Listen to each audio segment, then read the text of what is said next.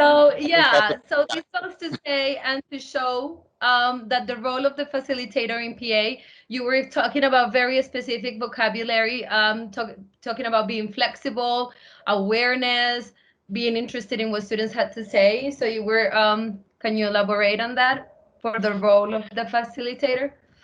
right. So I mean, in terms of the participatory approach teacher or the critical pedagogue, the different things that they need to embody are all very related to having a student-centered classroom, being flexible.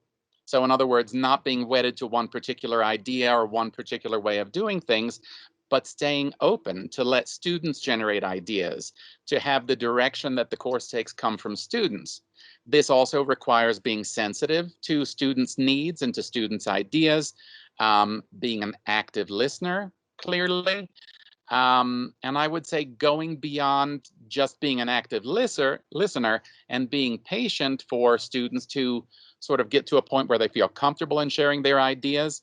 There's also the concept that you need to be interested in what your students have to say. You know, again, that level of sensitivity, being impartial, unbiased, it all requires that you don't just sort of impose your own ideas, and that you're open to students. And the whole focus of problem posing is that you pose the issue before the students, but you let them, through their own background knowledge and their own experience, unpack those ideas. So I'll give you a couple of examples. Um, you know, in terms of a theme like food, right? If I walk into the class and I say to students, okay, today's theme is food, and I've prepared, notice I'm going to highlight that and underline it. I've prepared to talk about the difference between healthy food and junk food.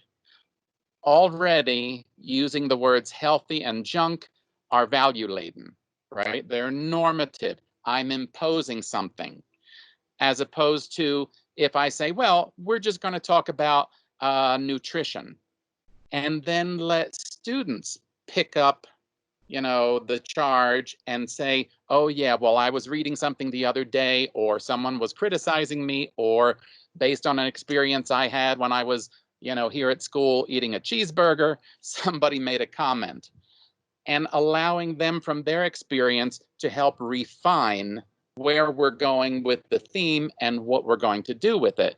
Because if it's not coming from them and it's imposed from outside, it may or may not be meaningful. Another example, let's say I present the theme of fraternity, okay? Or I say, well, I want to talk about the brotherhood of man. And everybody says, yeah, okay, that sounds great. Yeah, no, great. Togetherness, community, these are wonderful ideas.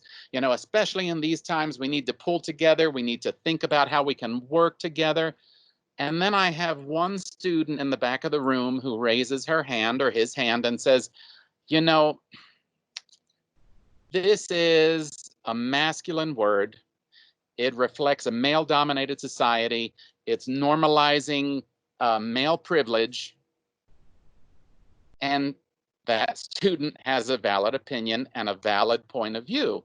So in terms of talking about fraternity or the brotherhood of man, as opposed to the sisterhood of women or woman, you know, it's already something in the language and the way I, the teacher, present the topic that imposes something.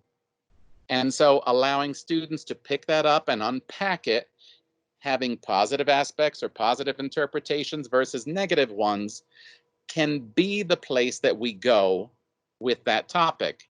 Another example that came to mind recently was the concept of mindfulness, because this is one of the things that we've been talking about with some of the courses and some of the designs that have been coming up.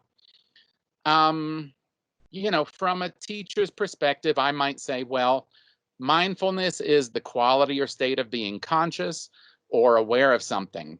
Okay, so is that a bad thing? No. I can also identify a definition that refers to a mental state achieved by focusing one's awareness on the present moment, while calmly acknowledging and accepting one's feelings, thoughts, and bodily sensations. All of these, I'm about to be bitten by a bee. All of these can be very positive type concepts, but at the same time, what about the student who says, oh, so are you trying to suggest that I'm not aware of myself and my surroundings? You know, or if somebody says, yes, I've read about that and I attended a workshop, but I don't buy into that new age stuff. You know, I don't go for that. That's perfectly valid. So is the question now that I'm going to spend the entire unit focusing on something that some of the students or a majority of the students find sort of something that they don't want to talk about or they don't want to hear about? If the idea is I'm presenting a topic that everyone needs to work with and everyone needs to unpack, then I should just present the topic as mindfulness and try to get from their personal experience what they think about it, what they make of it, and where they'd like to go with it. So I think in a lot of ways, those types of issues lead into our understanding of what the problem-posing model, which underlies critical pedagogy and the participatory approach, are really about. You know, the idea of posing a question or posing a problem and then going through the different steps of the process.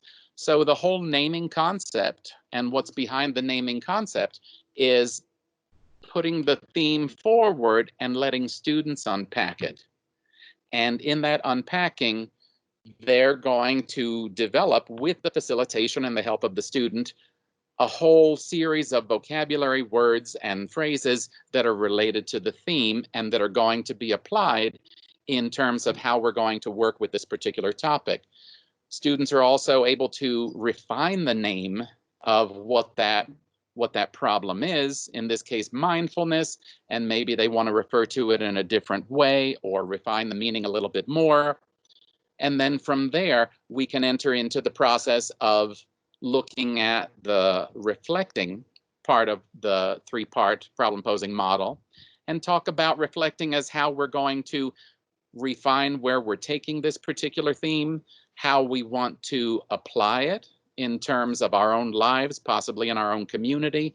If we've already come up with a plan for what we're going to do or how we're moving with the language objectives we have here, am I going to make a presentation? Am I going to start a campaign and write some sort of promotional material to sort of promote my concepts within the community? Am I going to videotape something or record something that I'm then going to share? So in build towards the acting piece, the whole reflecting piece is about deepening and refining our understanding of the theme and investigating it further. So the reflecting piece has to have a certain amount of discovery involved so that students don't just say, oh yes, I have everything I need to know there.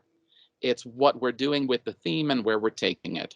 And then by the time we get to the acting piece, we're able to pull together what we've come to understand in terms of the theme, how we've worked on the different types of objectives, the language objectives we've had for this particular unit, and then apply them in a meaningful way that has transformative potential, the power to make a change in my own personal life and in the lives of those around me, possibly in my larger community. And so those are the different aspects that we want to focus on, we want to tease apart.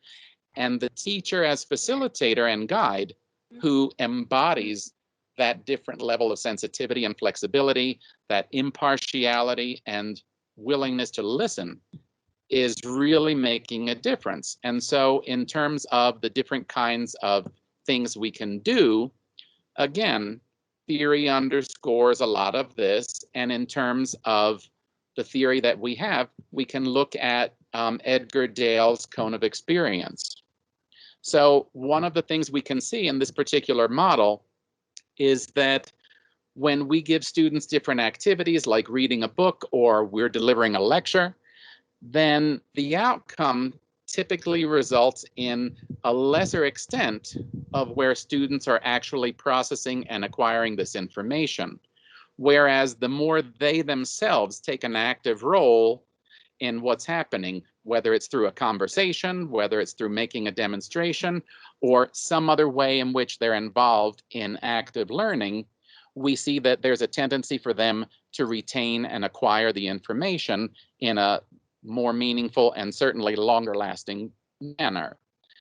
And a lot of that has to do with their ability, you know, not just the teacher talking about here's the language, here's the model, here's the example, but the students processing that information themselves. So the less the teacher is talking and the more the students are talking, the more they're learning.